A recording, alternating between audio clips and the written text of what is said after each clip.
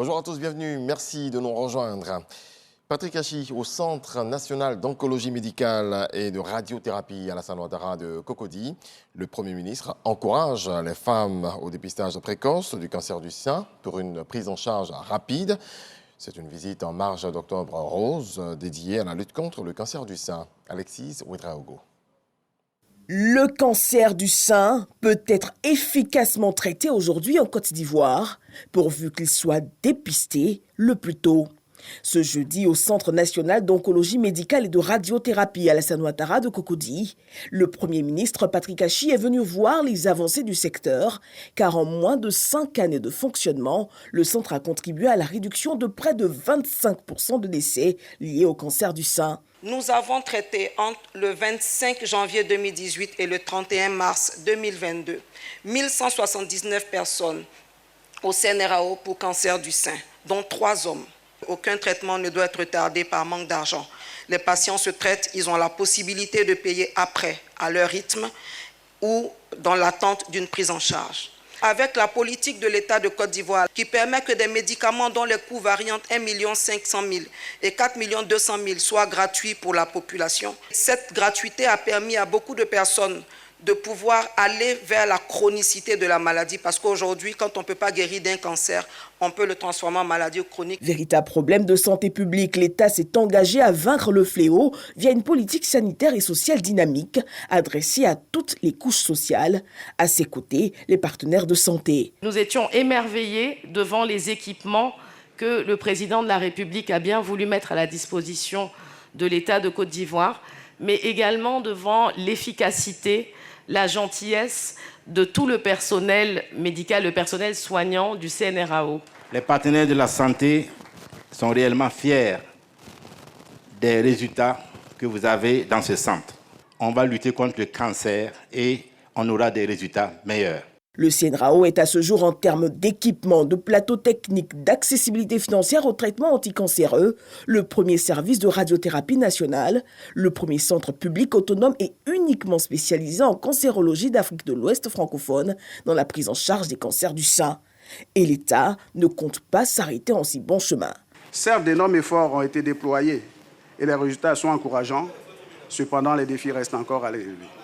Notre objectif est d'étendre la gratuité à tous les médicaments anticancéreux, de renforcer les effectifs des ressources humaines en cancérologie, d'achever les travaux de construction du CNRAO de Grand Bassam et d'entamer la construction du service d'hospitalisation du CNRAO qui nous abrite ce soir. Pour le Premier ministre, la lutte contre le cancer fait partie des priorités du gouvernement, l'État qui est engagé aux côtés des acteurs du secteur. Lorsqu'à l'issue du diagnostic, vous entendez simplement le mot cancer, à cet instant précis, le monde se transforme. D'un monde normal à un drame. Et vous perdez tous vos sens. Et vous perdez tout ce que vous avez comme rêve. Et dans ces moments-là, lorsque vous vous rendez dans ces centres comme ceux-ci, la première chose qui vous apaise, c'est le regard de ceux que vous voyez. C'est le sourire des soignants. C'est les mots doux qu'ils vous adressent et qui vous calment et qui vous donnent quelques espoirs. C'est pour ça que je voulais les remercier tout particulièrement. Oui, l'État a mis en place tous ces équipements, a mis en place toutes ces infrastructures, mais qu'il n'oublie jamais qu'un sourire, qu'un mot doux vaut autant que tous les équipements qui sont là. Patrick Hachi a pour finir lancé un appel aux consciences. Dépistez-vous. Dépistez-vous. Une troisième fois, dépistez-vous. Car battre le cancer, le réduire à néant, en guérir, c'est d'abord savoir le prendre de vitesse. C'est le voir avant qu'il n'ait eu le temps de s'en apercevoir. C'est le trouver quand il va naître, pour l'empêcher de grandir et mieux le faire disparaître.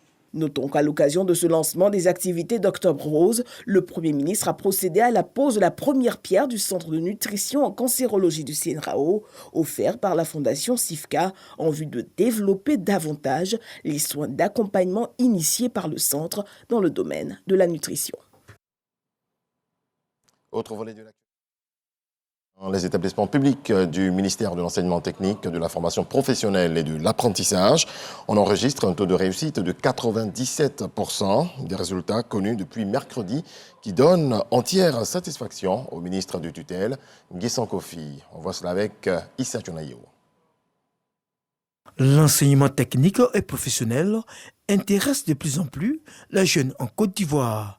Au concours d'entrée dans les établissements de ce département, cette année, on enregistre plus de 97% de réussite dans les différentes filières. Il faut dire que les concours de cette année ont enregistré 21 364 candidats. Sur les 21 364 candidats, il y a eu des absents au nombre de 1843 et il y a véritablement 19 521 qui ont composé. La bonne nouvelle, c'est que cette année, sur instruction de M. le ministre, faisant foi aux instructions du gouvernement, nous avons essayé d'aller au-delà des capacités prévues, en ouvrant certains établissements qui jusque-là formaient au CAP à former au BT. La conséquence, c'est qu'il y a une amélioration des capacités d'accueil, et cette amélioration des capacités d'accueil a permis de prendre 18 996 admis. Le ministre de l'Enseignement technique, de la formation professionnelle et de l'apprentissage, Kofi Nguessan, se dit satisfait de ce taux de réussite. La formation professionnelle se porte de mieux en mieux dans notre pays et que les jeunes sont nombreux à venir à la formation professionnelle, se former au métier et qu'ils soient recrutés par la suite. Le directeur des examens et concours du ministère de l'Enseignement technique, de la formation professionnelle et de l'apprentissage, Yo Denapo, invite les candidats admis à se rendre immédiatement dans les établissements afin de procéder à leur inscription, ce avant le 15 octobre 2022. Plus de 40 000 kits scolaires distribués aux élèves des enseignements des établissements primaires publics de la commune d'Abobo. Initiative de la maire Kandia Camara qui vise à éduquer les enfants de sa circonscription. Jean-Marc Djadji. 40 348 kits scolaires distribués aux élèves des établissements primaires publics d'Abobo. C'est l'aboutissement de l'action de solidarité menée par la maire Kandia Camara en cette période de rentrée scolaire. Ce geste vise à soulager les parents d'élèves et doter les enfants d'Abobo d'équipements leur permettant de mieux aborder la nouvelle année. C'est l'occasion d'inviter nos enfants à donner le meilleur d'eux-mêmes en faisant bon usage de tous ces dons. Nous espérons qu'il y aura encore d'autres kits pour d'autres élèves qui sont en tout cas dans les bas quartiers, dans les sous-quartiers. La maire Kandia Camara a invité les élèves de sa municipalité à cultiver l'excellence et le mérite. Il s'agit de venir en aide à des parents qui, eux, ont pris la grande décision, l'importante décision de scolariser leurs enfants. En le faisant, ils respectent une décision importante du président de la République. Nous allons organiser les journées de l'excellence ici à Abobo. Oui, à Abobo, nous voulons plus d'ingénieurs à Abobo. On veut plus de médecins à Abobo. On veut plus d'enseignants à Abobo. Mais pour ce faire, il faut que tous les enfants aient à l'école. Cette remise de kits se déroule annuellement dans la commune. 38 000 fournitures scolaires ont déjà été reparties l'année dernière entre les milliers de pensionnaires des écoles publiques d'Abobo. Il souhaite également une école d'excellence dans sa commune. Le maire d'Atekoubé, d'Amopola, invite les élèves du collège moderne qui porte son nom à être des modèles de réussite. L'établissement a reçu un budget de 20 millions de francs CFA pour permettre aux élèves de se restaurer sur place. C'est ce que nous apprend Kraskando. Sur les 450 élèves que compte le collège moderne d'Amopola-Claude, plus de 200 sont nouveaux. Pour une meilleure intégration de ces élèves, le ministre des Sports, par ailleurs, député maire de la commune d'Atekoubé, a animé une conférence sur la question. À ses côtés, des élèves du dit établissement. Pour avancer dans la vie, il faut des repères. Et nous avons essayé modestement de leur retracer notre parcours pour qu'ils comprennent que rien ne s'obtient sans effort. Ils ont une lourde responsabilité vis-à-vis de notre société, vis-à-vis de leurs parents et vis-à-vis d'eux-mêmes. Ils doivent se surpasser, laisser tomber les mauvaises habitudes, avoir des bonnes pratiques être concentrés et déterminés. Ces nouveaux élèves ont reçu des kits composés de tenues de sport, de carnets de correspondance et le règlement intérieur. Je dis merci au maire Dao Paulin Claude qui nous a offert ce kit. Je vais travailler pour être une meilleure élève. Pour favoriser un environnement d'études décent, le député maire Paulin Claude Dao a pris l'engagement, entre autres, de ravaler les façades de l'établissement, de construire de nouvelles toilettes, d'équiper la bibliothèque et l'infirmerie et a remis un budget de 20 millions de francs CFA alloués à la cantine scolaire. Nous accueillons avec une joie tous les dons que le ministre nous a faits. On en avait vraiment besoin. On a besoin de cantines parce que les enfants sont vraiment un peu reculés, qu'ils viennent le matin jusqu'au soir. Donc il faut une cantine pour pouvoir les restaurer. Ça fait partie de l'amélioration des conditions de vie des enfants et du personnel d'encadrement. Le député maire Paulin Claude Dao prend l'engagement d'être aux côtés des acteurs du système éducatif de la commune en vue de faire avancer l'éducation à Atekoubé.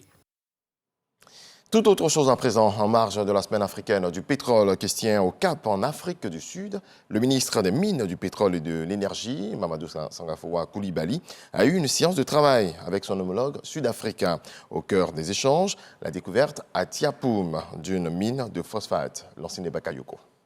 En décembre 2021, Cyril Matamela Ramaphosa à Abidjan, juillet 2022, Alassane Ouattara à Pretoria. L'objectif de ces deux visites officielles, renforcer la coopération entre la Côte d'Ivoire et l'Afrique du Sud dans tous les domaines, notamment économiques. Ce 5 octobre au Cap, le ministre des Mines, du Pétrole et de l'Énergie, Mamadou Sangafoua Coulibaly, et son homologue sud-africain, Gwede Mantaché, ensemble pour donner du contenu à cette volonté de coopération. En bonne place, le projet de valorisation du phosphate découvert à Ebouendé, sous-préfecture de Tiapoum, dans la région du sud-est de Côte d'Ivoire. Nous collaborons avec les Sud-Africains pour mettre en évidence ce minerai et qui va contribuer à la sécurité alimentaire, non seulement en Côte d'Ivoire, mais aussi en Afrique du Sud et en Afrique. Les équipes sont déjà à pied d'œuvre et dans quelques mois, ils pourront avoir des relations commerciales. Nous sommes très confiants que nous allons renforcer notre coopération en matière minière et énergétique.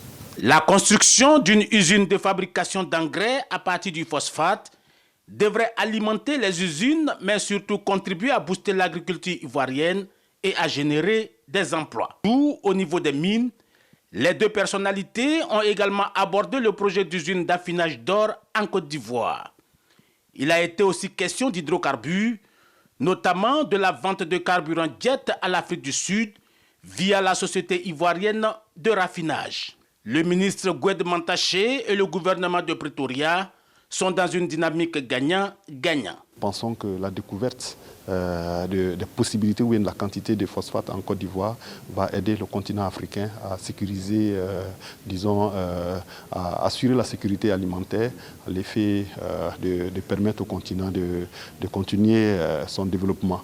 Ensuite, les conflits, par exemple, dans une région ne doivent pas être vraiment un point, négatif dans l'approvisionnement, aussi bien en engrais qu'en jet fuel. Si tous ces projets portés par le ministre Mamadou Sangafoua Coulibaly se concrétisent, les économies des deux pays devraient prendre du volume. En 2020, le niveau des échanges était de 371 milliards de francs CFA. Dans le reste de l'actualité en Inde, au moins 19 personnes sont mortes dans une avalanche survenue mardi dans l'Himalaya indien, où 10 autres sont toujours portés disparus selon un nouveau bilan des autorités. Après la volte-face d'Elon Musk qui s'est finalement décidé de racheter Twitter, le réseau social s'était prononcé contre l'ajournement de la procédure en justice qui les oppose, de peur que le milliardaire se défile à nouveau. La juge chargée du dossier a tranché et a donné aux deux parties jusqu'au 28 octobre prochain pour conclure la transaction. Le plus riche de la planète devait racheter Twitter à 44 milliards de dollars, soit plus de 28 000 milliards de francs CFA. Voilà, c'est la fin de ce point de l'actualité. En plus d'avoir de l'argent, je vous souhaite beaucoup de paix dans vos foyers.